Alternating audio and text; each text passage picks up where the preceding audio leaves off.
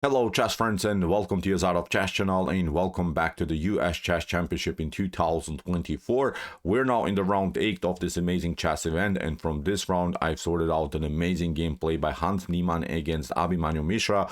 All of the other games ended with a draw. This was the only decisive game in which you see really incredible rook and pawn chess endgame idea.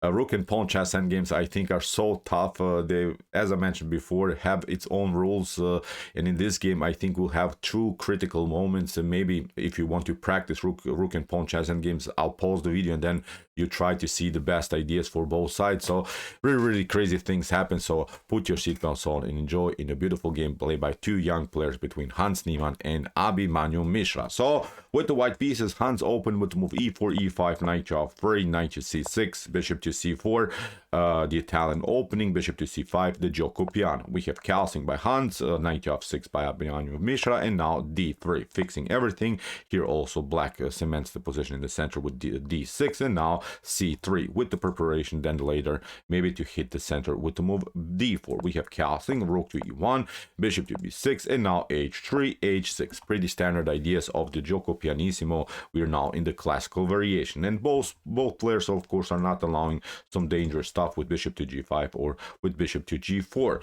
Knight from b to d2 by Hans. We have knight from knight to e7 here by Abhimanyu Mishra. Abhimanyu is trying of course to reroute his knight on a better square and is hoping to target then the weak f4 square in white's camp. We have now bishop to b3, c6, and now d4 here by Hans, finally breaking and entering here in the center of the board. Knight to g6. Abhimanyu Mishra keeps everything glued together, everything compact here around the square e5, and now knight to c4. Hans attacks the bishop and is attacking of course here the center of the board on e5. Abhimanyu retreats, puts now more pieces into the defense of the e5 square, and now decision already here by Hans Niemann in the center. We have now d takes e5. D takes e5, a novelty by Abhimanyu Mishra in chess history. Only knight to e5 has been played in a game between Maxim Vasilyev and Magnus Carlsen. This game ended with a draw after a knight from f to e5 here by Maxim Vasilyev that they played. So here after d takes e5, here, Abhimanyu Mishra is trying to keep more pieces on the board. So nothing dramatic, I would say, so far is happening. The position is equal. Really good chances now for both sides. We have now queen takes d8, rook takes d8, and now we have now the move a4 here by Hans, trying, of course, to expand here on the queen side. We have a5. Abhimanyu is not allowing that. It's not allowing here the position to be fixed by white. So again, nothing dramatic.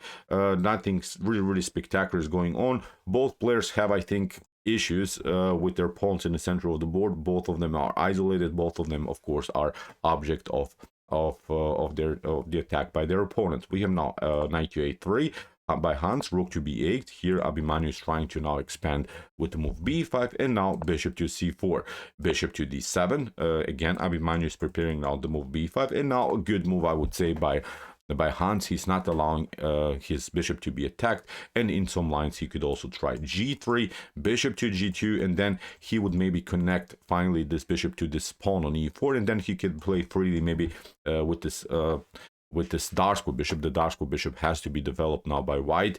The issue is that you cannot, of course, play bishop to e3, because then you would disconnect the rook from the defense of the pawn. So far, an idea here by Hans is probably g3, bishop to g2, maybe going somewhere with the knight, and then maybe knight to h2, then bishop to e3, and then again trying to maybe occupy some squares on this side of the board, maybe the c5 square, b6 square, and similar stuff. But okay, here bishop to e6 by Abhimanyu Mishra. He's trying now to control the c4 square. He was waiting now something here. If something there happens, he would probably give up the bishop for the piece on c4. And now after knight to c4, Abhimanyu is waiting here. He has, of course, an opportunity to push the pawn on b5, but not immediately, because then this pawn is hanging here on a5. So that's why he again has to play rook to a8, but now the b5 move is a huge threat, is now finally a breakthrough idea here by black. That's why g3 finally by Hans, connecting now the bishop also to the pawn on h3, and now b5 by Abhimanyu Mishra. Abhimanyu has now a beautiful space advantage on the queen side, and now knight to a3 here by Hans. A very interesting choice. He's waiting again. He's waiting now black to make a move, and Abhimanyu takes with b takes a4. He gained the pawn, but I think the pawn sacrifice here by Hans Niemann is pretty good, because with this move, he created now 3 weak pawns in black's camp. All of the pawns now, the c6 pawn, the a4 pawn, the a5 pawn, is a long-term weakness, and Hans kept so far his structure, his b2 c3 structure, very healthy. So far I think it's a great compensation for the lost pawn that Hans Niemann created here. At least he has new object, new targets that he can attack. We have now knight to c4, knight to d7, bishop to e3 finally, here by Hans Niemann. Finally, his bishop gets into the game.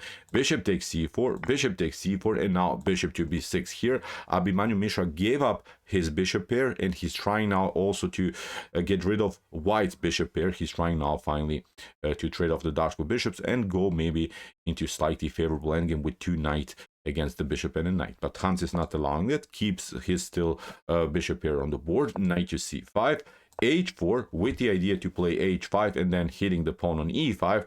And here Abhimanyu Mishra makes a huge mistake in the game. He plays now the move knight to d3, which was not a good choice. This is unnecessary what he's doing. He goes into a really aggressive tactical line that actually favors white here.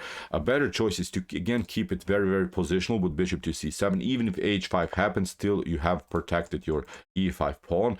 Or after something like bishop to c7, white could maybe try bishop to e3, but then you go with knight takes e4, then bishop to b6 can be played. You go into this line, and probably with his opposite colored bishops, the game should end with a draw. So I don't want to now dive deeper into this line. White eventually will get this pawn, will eventually also get this pawn, but when you have this opposite colored bishops, it's very tough to play. Then in one moment white will of course trade off everything here, and I think this should be again a pretty equal position. But Abhimanyu, instead of bishop to c7, played knight to d3. Hans says, okay, thank you, bishop takes d3, but you see now we have huge problems here on the a file, and from this point on, I think white should be much better. We have now king to g2, bishop to c7, knight to d2, rook to b8, and now beautiful score for the knight. Look at this one is weak, this one is weak. If this falls, then also the c6 pawn is weak, and the good part is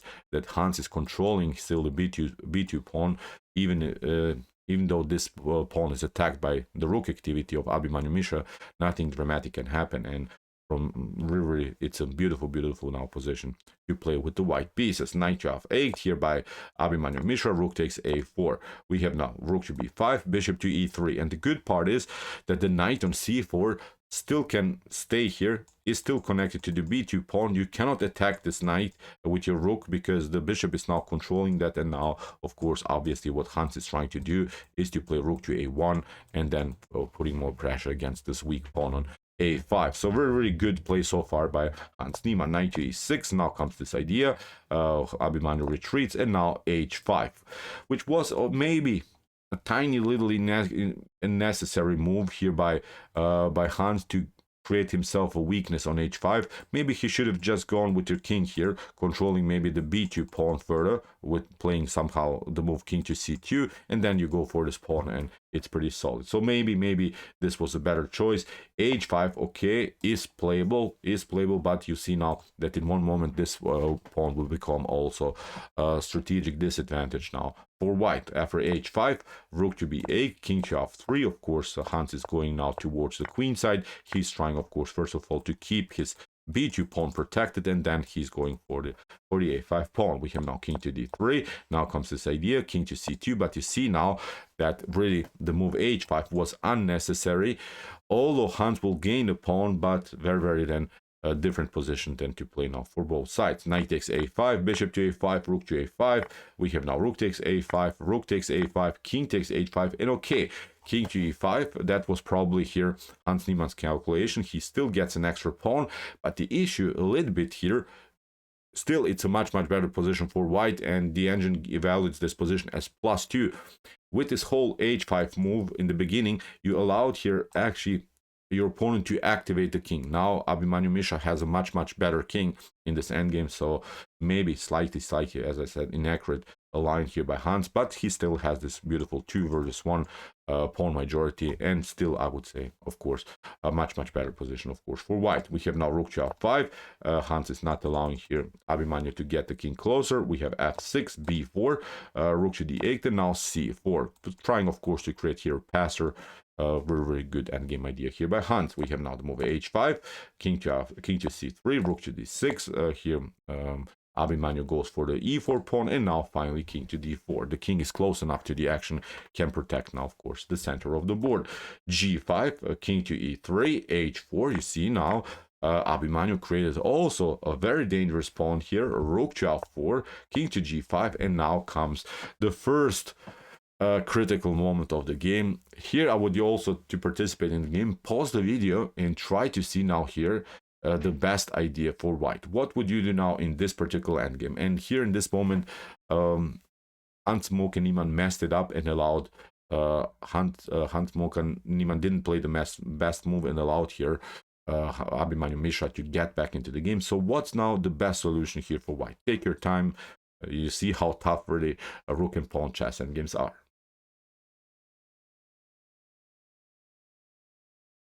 Okay. In the game, Hans played king to f3, which is not a good move, which brings here Abhimanyu Mishra back into the game. A better choice is to play f3.